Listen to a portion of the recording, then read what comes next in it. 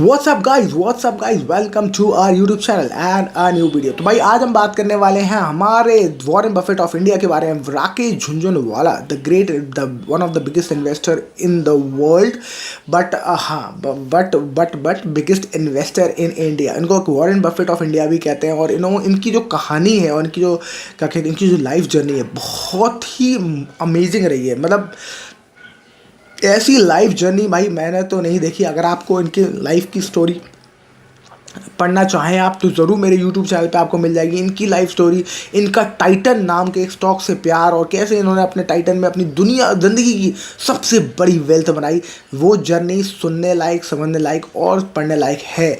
तो ज़रूर वो पढ़ें। और मैंने इस पर एक वीडियो भी बनाया है, love story of Titan and Rakesh Jhunjhunwala. But अभी हम रिसेंटली बात करने की कोशिश करेंगे कि राकेश झुनझुनवाला के जितने सारे पॉडकास्ट हैं, जितनी सारी बातें हैं, जितने सारे इंटरव्यूज़ हैं, उनमें से हमने क्या कुछ पॉइंट निकाल सकते हैं उनकी ज़िंदगी से और पर्सनल लाइफ से और उनकी इन्वेस्टिंग लेसन्स, उनकी इन्वेस्टिंग जर्नी और इन्वेस्टिंग लर्निंग से।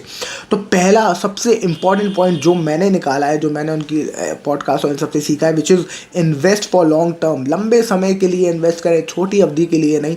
लंबा विजन रखें। हमेशा जब आपका विजन लंबा होता है तो आप मासिव वेल्थ बनाते हो। आप लंबा सोचते हो, आप बड़ा सोचते हो। और मैंने देखा majority of the people, 90% of the people, जब मैं उनसे मिलता हूँ तो वो ज़्यादातर ये सोचते हैं कि कल तक का हिसाब किताब क्या है। वो ये सोचते हैं कल मैं इतना, कल तक और आज तक मेरा रात तक का काम हो जाएगा, कल तक का काम हो जाएगा, इतना पैसा।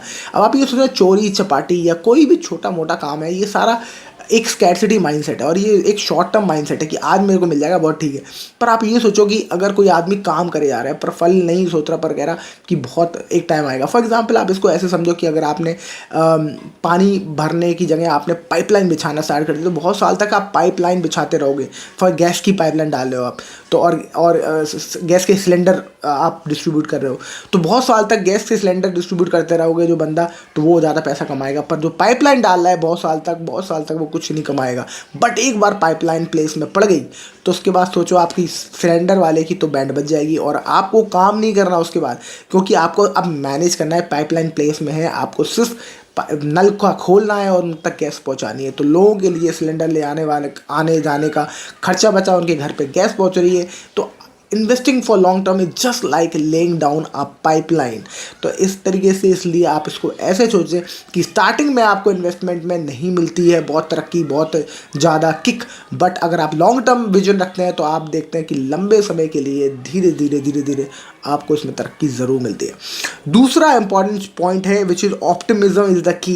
ये मैंने देखा राकेश झुनझुनवाला जी हमेशा बहुत ज़्यादा ऑप्टिमिस्टिक रहे। जब भी आप देखो उनसे, जब भी आप उनके इंटरव्यू देखो, वो हमेशा बात करते हैं कि भाई ऑप्टिमिज्म। भाई इंडिया में अभी ग्रोथ स्टोरी बहुत बाकी है। इनफैक्ट मरने से पहले उन्होंने बहुत सारे इंटरव्यूज़ में उन्होंने बोला कि अभी इंडिया के गोल्डन पीरियड स्टार्ट होने वाला है, अभी तो सोने की चिड़िया बनना स्टार्ट होगी। मतलब कि इंडिया के ऊपर वो बहुत ज़्यादा बुलिश थे इन्वेस्टिंग को लेके। और इसलिए आप ज़िंदगी में, इनफैक्ट आप उनके ज़िंदगी को देखो तो ज़िंदगी को लेके भी वो हमेशा ऑप्टिमिस्टिक रहे हैं। वो कहें अभी तक तो मैंने कुछ कमाया ही नहीं है, और ये बात सही है। जिंदा रहते रहते उन्होंने कुछ नहीं कमाया। जिस तरीके से उनकी मासिव वेल्थ अब कंपाउंड होगी अगले 10 साल में, वो तो पता नहीं कहाँ पहुँच जाएगी। तो आप ये सोचो कि वो सही बोलते थे क्योंकि उन्होंने पावर ऑफ कंपाउंडिंग समझा था, उन्होंने लॉन्ग टर्म का विजन समझा था कि लंबे विजन लेने का फ़ायदा क्या होता है। तो वो कहते थे हमेशा ऑप्टिमिज्म इज़ द की, आप ऑप्टिमिस्टिक रहो। वो हाईली ऑप्टिमिस्टिक इंसान थे।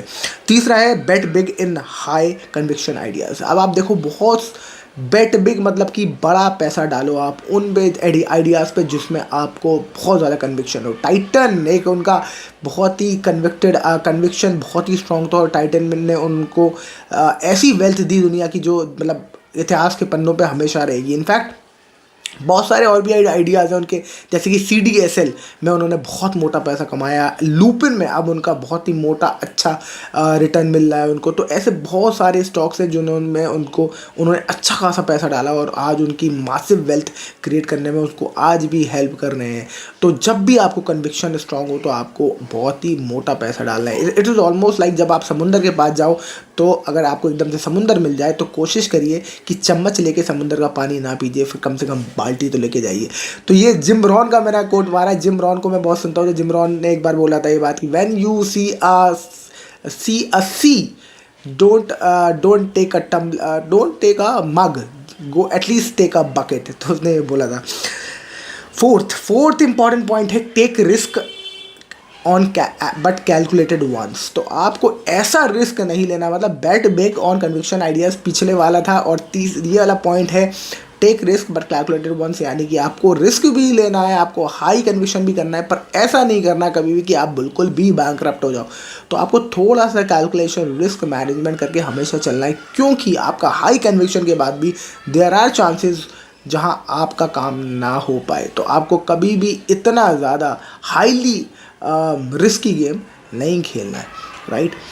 आगे चलते हैं। पांचवा, मार्केट साइकिल्स आर टेम्परेरी। ये उन्होंने हमेशा बोला कि हम जो छोटे मोटे फॉल होते थे, वो जब भी आप फॉल होते थे और जब भी न्यूज़ रिपोर्टर उनके पास उनसे हमेशा राय लेते थे मार्केट के बारे में, तो वो हमेशा बोलते थे दीज साइकिल्स आर टेम्परेरी। ये तो होता ही है, तो मौका मिलता ही है, ऊपर नीचे होता रहता है। अभी तो इंडिया की ग्रोथ स्टोरी बहुत बाकी है। हर वीडियो में उनका ये बयान आता ही आता था। तो इससे बहुत ही पता चलता है कि कितना ज़्यादा ऑप्टिमिस्टिक थे वो, और हमेशा छोटे मोटे जो मार्केट के साइकिल्स थे अप एंड डाउन, उससे वो कभी भी थोड़ा भी बॉदर्ड नहीं होते थे। आगे चलते हैं। छठवा, बी फेयरलेस गेट डिसिप्लिन। मतलब कि आपको डरना नहीं है, पर आपको डिसिप्लिन रहना है। This comes when people are doing SIPs। अब आप सोचो कि SIP कर रहे हो आप, तो लगातार जब भी वो मार्केट गिरता है आप डर गए और आपने डिसिप्लिन अपना खो दिया, तो आपका जो कंसोलिडेशन का फेस है, जिसमें आपके ज़्यादा पैसा आप इकट्ठा कर सकते हो नीचे के दाम पे, तो वो ज़्यादातर लोग नहीं कर पाते हैं क्योंकि मार्केट गिर जाता है। तो आपको वहाँ डरना नहीं है और डिसिप्लिन रहना है। तो उस टाइम पे तो SIPs वाले जो लगातार सिस्टमेटिक इन्वेस्टमेंट करते हैं हर महीने, उनके लिए बहुत ही इंपॉर्टेंट पॉइंट है कि आपको डरना नहीं है और आपको डिसिप्लिन रहना है। हर दिन, हर महीना आपको जो भी आप करते हो आपको करना है, मे बी SIPs, राइट। आगे चलते हैं। सातवां पॉइंट है enjoy life while you work. ये बहुत इंपॉर्टेंट पॉइंट मुझे लगता है कि, और ये मैंने भी अपनी लाइफ में रियलाइज़ किया कि enjoy life while you work. तो एंजॉय करना बहुत इंपॉर्टेंट है लाइफ में। आप सिर्फ ये मत सोचें कि आप पैसा ही कमाते रहें, क्योंकि अल्टीमेटली लाइफ में आप कुछ लेके जाने वाले नहीं हो। पैसा आपको बहुत सारी चीज़ें दे सकता है while you are life, but make sure कि आप उसको थोड़ा एंजॉय भी कर लें, क्योंकि once you are not alive तो वो पैसा विल बी फ्यूटाइल, कोई मतलब का वो पैसा बचेगा नहीं। तो याद करें, कोशिश करें कि थोड़ा जो भी पैसा आपके पास है उसको थोड़ा बहुत यूज़ भी करें, एंजॉय भी करें, पर वो थोड़ा बहुत, जिससे कि आप जो कंपाउंडिंग पे बैठना चाहते हैं आगे, वो जाके ज़रूर बैठ पाएँ। तो थोड़ा बहुत लाइफ को एंजॉय भी करें और उस पैसे को भी एंजॉय करें। हालांकि कुछ ज़रूरी नहीं कि पैसा ही आपको सारा एंजॉयमेंट दे। एंजॉयमेंट और पैसे का लेना देना बहुत ज़्यादा होता नहीं है, थोड़ा बहुत मैटर करता है अगर आपको कहीं ट्रैवल करना है, पर ज़्यादातर एंजॉय करने के लिए लाइफ आप दोस्तों से मिलें और उनके साथ मस्ती करें, बातें करें, तो उससे भी बहुत ज़्यादा एंजॉय करते हैं। आपको ज़रूरी नहीं है कि आपको 5 स्टार होटल में ही बैठ के दोस्तों के साथ मज़ा करेंगे, आप चाय की टपरी पे भी उतना ही मज़ा कर सकते हैं। तो you can always enjoy life without spending much money. ये सिर्फ हमारे दिमाग में सोशल मीडिया के इन्फ्लुएंस ने और जितना कंटेंट क्रिएट किया जा रहा है स्पेशली अराउंड लग्जरी लाइफ, उसकी वजह से हमें ये लगता है कि लाइफ तो वही लोग जी रहे हैं जो लग्जरी में जी रहे हैं, पर ऐसा कुछ नहीं है। एंजॉय कर सकते हैं आप बहुत ही हम्बल तरीके से भी, जिससे कि एक दिन आप कंपाउंडिंग कर लें, उस दिन आप बेहतर अमीर लग्जरी होटल्स में भी एंजॉय करने लायक बन सकें, राइट। आगे चलते हैं हम, और आखिरी इंपॉर्टेंट पॉइंट जो मैंने इनकी लाइफ से सीखा है, विच इज़ गिविंग बैक। उन्होंने बहुत ज़्यादा लोगों की हेल्प करी, बहुत जगह डोनेशन दिए, और इनफैक्ट आप जितने भी अमीर लोगों को देखो, चाहे बिल गेट्स हुए, चाहे वॉरेन बफेट, चाहे हमारे Warren Buffett of India Rakesh Jhunjhunwala ji की बात करें हम, ये सारे फिलैंथ्रोपी में बहुत ज़्यादा विश्वास कर रखते हैं, मतलब कि देने में बहुत ज़्यादा यकीन रखते हैं, क्योंकि गिविंग बैक का एक बहुत ही बढ़िया एक रूल है, जितना आप देते हो उतना उससे कई गुना आप ज़्यादा पाते हो। और ये बहुत फैक्ट है, मैंने अपनी लाइफ में भी बहुत ज़्यादा रियलाइज़ किया है कि जितना आप देते हो उससे कई गुना आपको मल्टीप्लाई होकर वो वापस मिलता है। तो इसलिए हमेशा थोड़े थोड़े चंक्स में हमेशा देते रहें, चैरिटी करते रहें, हेल्प करते रहें लोगों की, और कोशिश करें वहाँ हेल्प करें जहाँ एक्चुअली ज़्यादा ज़रूरत है और सही ज़रूरत है। तो कोशिश करेंगे, आप अगर ढूंढने की ऐसी जगह, तो ऐसे जगह बहुत सारी मिल जाएंगी जहाँ आप हेल्प कर सकते हो जेन्युइनली लोगों की, और उसके बाद अपनी भी मासिव वेल्थ क्रिएट कर सकते हो, क्योंकि वो जो जब आप दोगे तो वो चीज़ आपके पास मल्टीप्लाई होके वापस आएगा।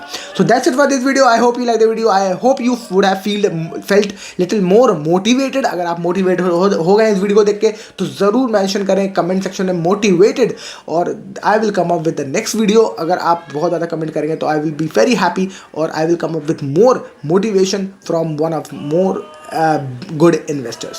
That's it for this video. I hope you like the video. If yes, like, share और subscribe करना ना भूलें, और I will see you at the next video. Thank you so much for watching. Bye bye.